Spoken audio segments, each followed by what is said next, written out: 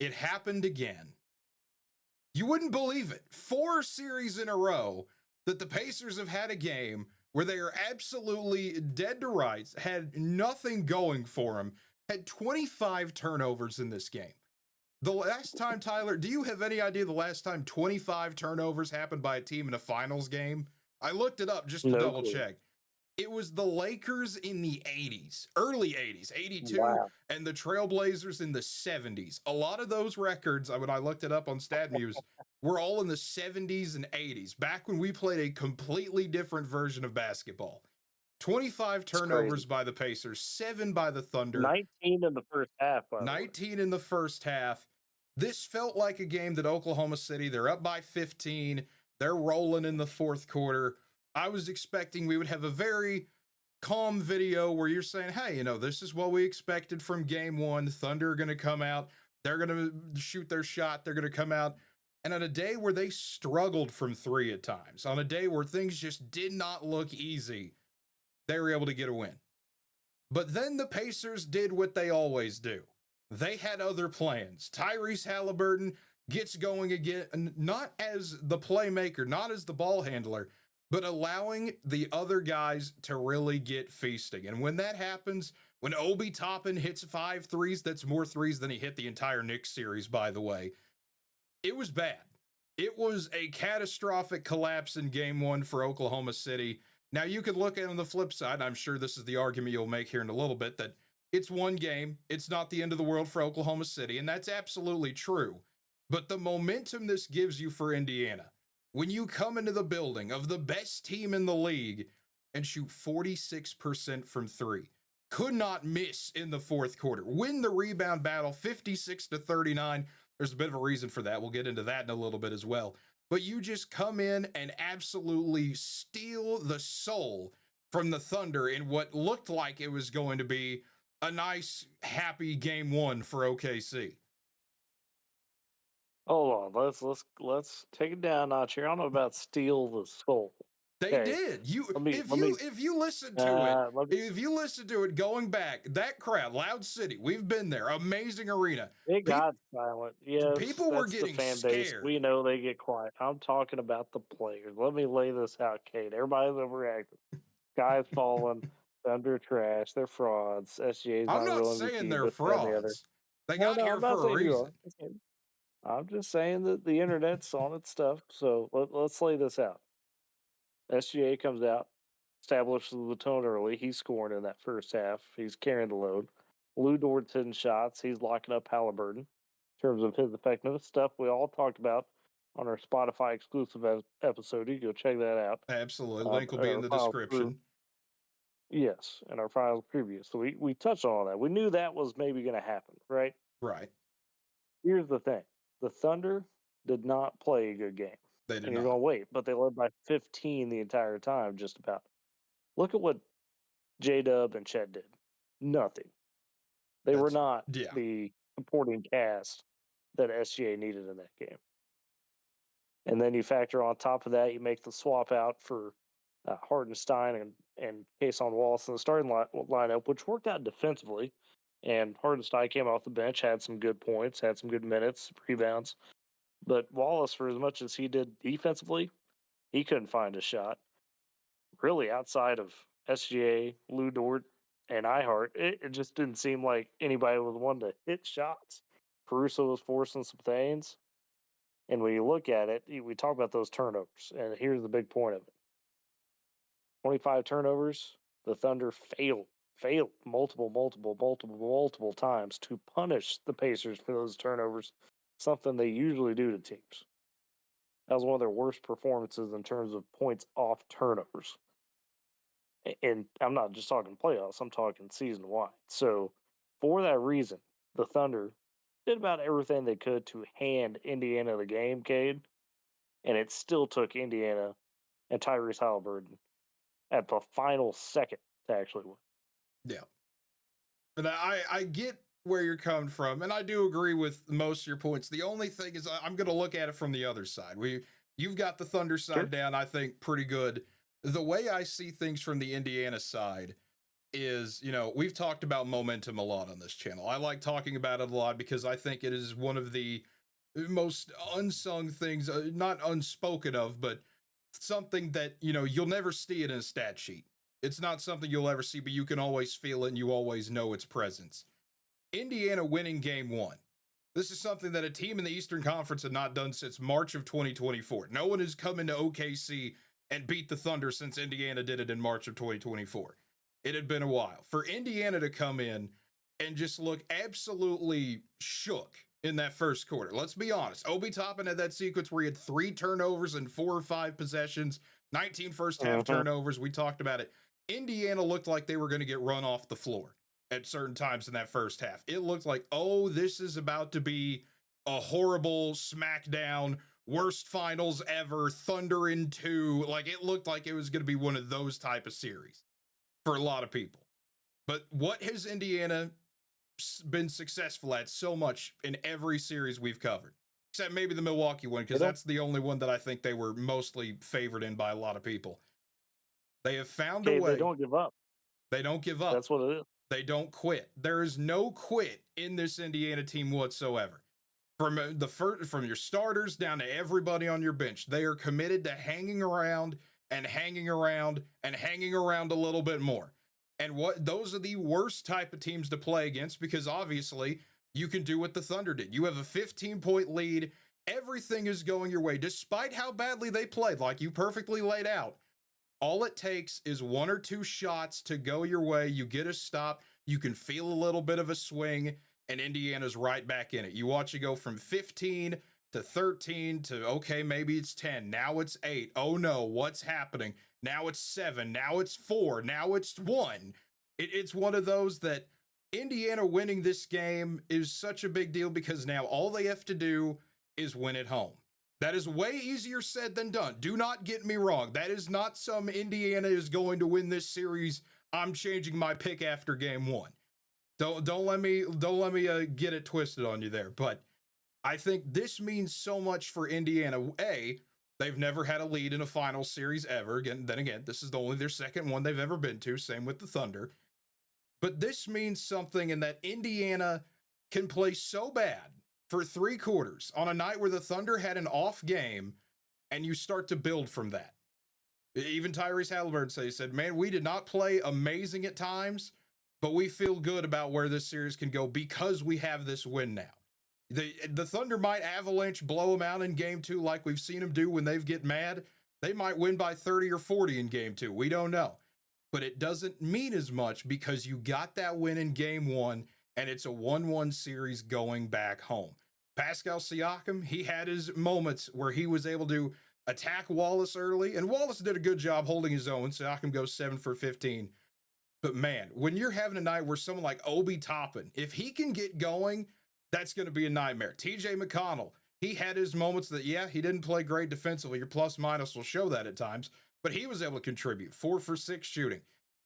This is an Indiana team that we talked about why they're so scary, and because they are by far and away the best shooting team in the playoffs. They have been that all postseason. We talked about that a lot. When you're making 18 out of 39, it doesn't matter what kind of game it is.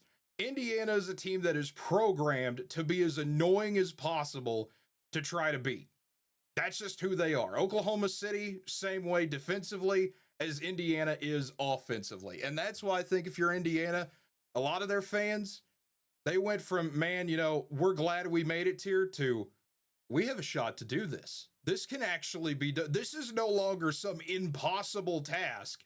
This is doable now. And so I'm intrigued to see what game 2 looks like Sunday night in OKC. I am too, and I want to make this point about Tyrese Haliburton. Jalen Brunson was given the Clutch Player of the Year award, right? Right. I think that should be a solely postseason award, and here's why. You want to know where Jalen Brunson ranks among the top 13 players when it comes to postseason making shots under 5 seconds left in the game to tie or take the lead? He's not ranked in there. Not ranked in there. Ahead of him, Trae Young, who hilariously is 3 for 3. Jimmy Butler, this is among active players I'm talking about. Some of them not. Jimmy Butler, Dame Lillard, Ray Allen's there. They've all got 3 shots, as well as Paul Pierce, Duncan, and Ginobili that made those 3 shots. Then it's Chris Middleton with 4. He's tied with Kobe Bryant. You want to know who's tied for second and is 5 for 6 on such shots in his career? Who is that? Is that the man we're already talking about, Tyrese Haliburton? It is. He's tied with Reggie Miller. Of the percentage, other than Trae Young, Tyrese Haliburton has the highest percentage on those shots. So we're telling me the Pacers have had 2 of the most clutch players all time in the playoffs. That's what you're telling me. And here's the scary part. Haliburton's done it in only 32 career games. Miller had 144, Kobe 220, 251 for Duncan. Trae Young's the only one that's less on this list, and he had 27. But everybody else is 68 games plus. Tyrese Haliburton is only 3 more shots away of those type of makes from tying the all-time leader, which is LeBron James. Funnily enough, Michael Jordan's not on this list, but that's for a different day. That is for a different day. Keep in mind, this is apparently the most. It is since '97. Okay, so let me rephrase. There you go. That would explain why Michael on the list. Yes. So don't get all twisted, folks. Don't get all twisted. Yeah, but it's crazy that just the run he's been on, and I've seen people already. If the Pacers pull this off, how would you rank this run? Yeah. I think this run, even if they don't win it, should be something that we talk about for a long time. How many times have you seen it where one guy, every single time he gets the ball with a few seconds left, you just, okay, here we go. We're about to see something just truly amazing. We don't see this often in the NBA playoffs. No, the only person I could draw comparisons to is prime Steph Curry. Steph had that stretch there when they were winning the titles where when he got the ball in the clutch situation, you just thought, oh, he's going to do something ridiculous. Yeah. And he usually would. But nobody else has done something like that since in terms of just consistent big shots. But despite all the praise for Indiana, rightfully given, here's my hot take, Cade. What is your hot take? Is it Thunder in 5 still, no matter what? It's still Thunder in 5, no matter what, because as we've laid out, OKC really did not play good at all. Yeah. And I understand Indiana didn't necessarily play their best game, but if OKC's worst game we've probably seen, other than the 30-point blowout in the Denver series in this postseason, was still only a buzzer beater 1-point loss, I think OKC will be fine. Yeah, that's my hot take. The only other thing that concerns me a little bit, and again, this was going to happen by design. When you play super small, this will happen. But if you just count it up for Indiana, I mean, let's just look at this here. Pascal Siakam, 19 points, 10 boards. Aaron Nesmith, 10 points, 12 boards. Tyrese Haliburton, 14, 10, and 6. And then Miles Turner, 15 points, 9 rebounds. When you have 4 guys nearly getting a double-double, that's a problem. And again, I get it. That's what happens when you only play one big instead of going your double big.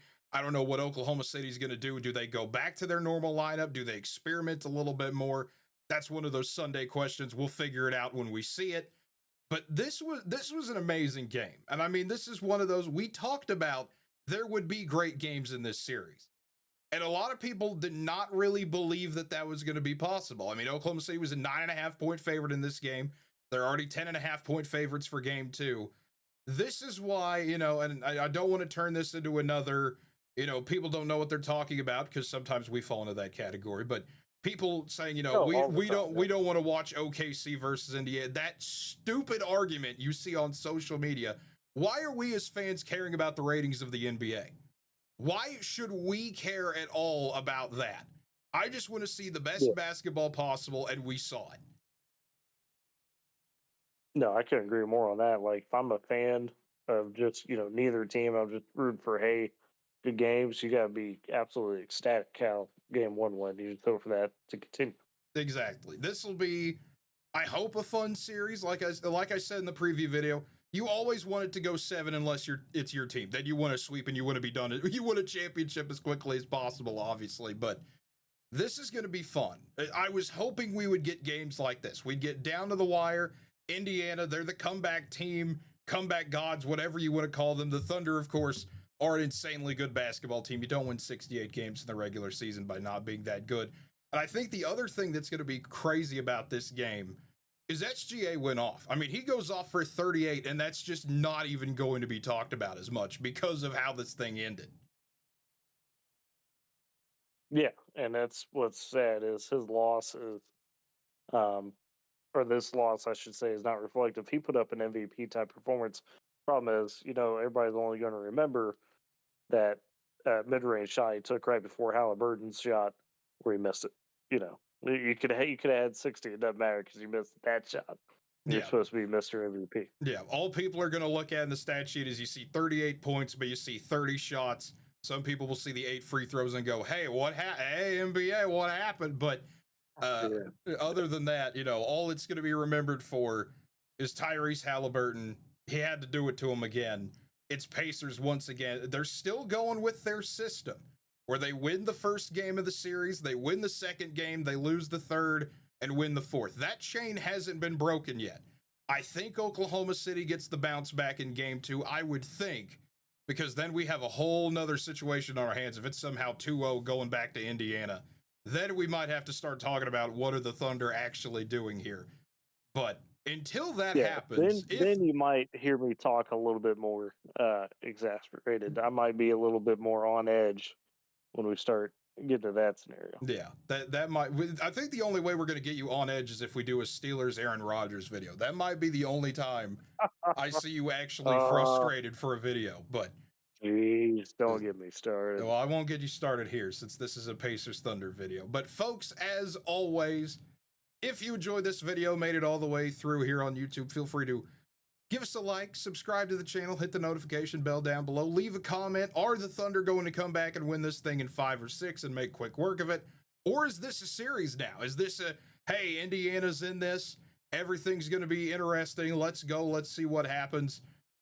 I'm intrigued to see how it plays out. Leave your comments down below. 154 subscribers, trying to get closer every day to 200. For everyone who has subscribed, we sincerely appreciate it. For those who haven't, it only takes a few seconds out of your day. It's free. All you got to do is click the button and you're good to go. If you're listening on Spotify, give us 5 stars over there. But folks, as always, thank you for watching. I apologize for the lighting. I don't know what's going on. It's making me look more pale than I usually do, which takes a lot to do. But folks, until next time, have a good one, everybody.